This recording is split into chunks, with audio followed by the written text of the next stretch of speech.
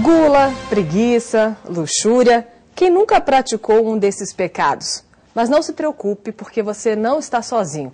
Tanto que alguns estudiosos estão propondo uma releitura e adaptação dos 7 pecados capitais e também dos 10 mandamentos para os dias atuais. Para conversar sobre este assunto, eu recebo o filósofo Aguinaldo Portugal. Bom dia. Tudo bem, Aguinaldo? Bom dia, tudo bem. Afinal de contas, é possível realmente conviver sem esses pecados e seguir as leis de Deus nesses 10 mandamentos nos dias de hoje? Eu acho que uma ideia interessante para a gente pensar esse assunto é que pecado é uma noção originalmente religiosa, ou seja, é principalmente algo que você faz de errado em relação a Deus. E se a gente pensar isso numa sociedade onde a religião já não é tão central na vida de muita gente, a gente pode, na verdade, entender o pecado como do ponto de vista mais ético, ou seja, tipo de coisa que você faz de errado em relação aos outros, que é uma noção também que está lá na origem religiosa da palavra. Então, na verdade, pecado tem a ver com aquilo que faz mal ao outro, mas que, na verdade, no fundo, faz mal a você também. Essa é a noção principal, talvez, que a gente pode tirar para o dia de hoje, né? E agora, com o Réveillon, é sempre bom fazer também uma reavaliação, né, desses pecados. Se você pegar, assim, por exemplo, autores que não têm quase nada a ver com religião, que abordam a questão do ponto de vista científico, como Charles Darwin, por exemplo, né, autor da teoria da evolução com base na seleção natural, ele entende que o ser humano se distingue de outras espécies pela possibilidade de agir pelo bem do outro e agir com base na consciência ética, ou seja, agir bem pensando que está fazendo bem, distinguir o certo do errado. Quer dizer, quando a ideia dos pecados, já na origem religiosa, falava o seguinte: quando eu cometo gula, quando eu tenho inveja, quando eu sou orgulhoso, na verdade eu estou me distanciando do bem, eu estou me distanciando daquilo que é melhor para mim mesmo. Quer dizer, quando você tem uma época como essa, fim de ano, embora também tenha origem religiosa, né?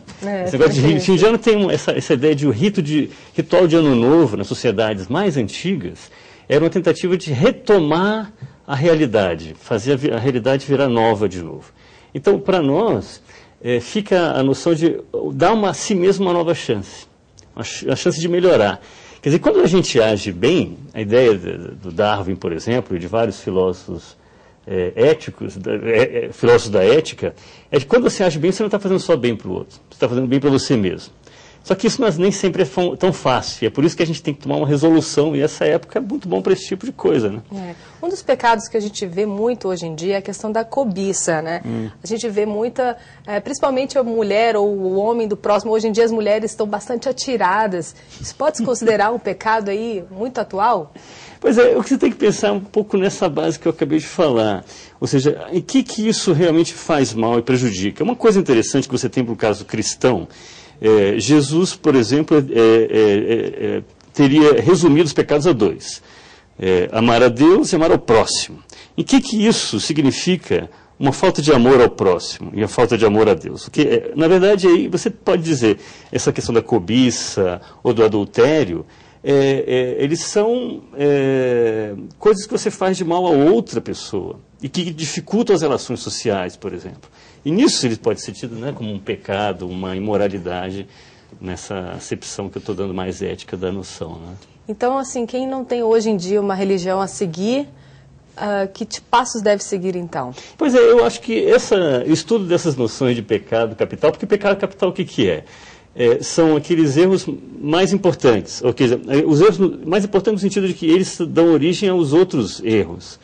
Então, o estudo disso pode ser uma maneira de você pensar e refletir naquilo que você pode melhorar como pessoa, como ser humano. Isso em qualquer ambiente, né? Seja dentro de casa, seja no trabalho. O interessante dessas noções, desses pecados capitais, é que ele tem a ver com a vida do mais cotidiano ao nível mais político, mais geral, mais planetário. Quer dizer, eu acho que é interessante ver o quanto que eles falam da sensibilidade humana dessa noção de pecado capital, que eu acho que ajuda a gente a se aperfeiçoar, né? Que acho que o momento é bom para isso. Para o autoaperfeiçoamento. É verdade. Se você parar para pensar, né, a inveja, a questão da gula, que você comeu o ano inteiro, quer fazer dieta agora. Pois é, eu de uma amiga minha, né? O problema não é o que você come entre o Natal e o Ano Novo, é o que você come entre o Ano Novo e o Natal.